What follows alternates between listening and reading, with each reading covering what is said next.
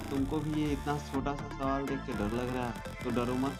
अब मैं जो ट्रिक देने वाला हूँ इस ट्रिक का उपयोग करो और ये क्वेश्चन बिना कलम उठाए बन जाएगा, ठीक है?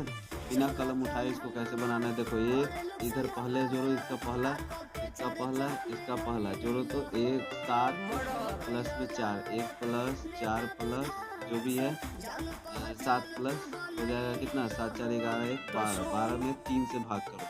तो 12 में जब 3 से भाग करोगे तो कितना हो जाएगा, 3 चौके 12, तो 4 को इधर लिखो, कॉमा लगाओ, फिर उसका जोड़ो 5 3 और 7, 7 3 10 5 15, 15 को 3 से भाग करो, 5 आ गया आंसर। अब ये जब हो गया तुमसे तो अब ये क्वेश्चन तुम बना के मुझे भेजो कमेंट में, जल्दी उत्तर देना एकदम।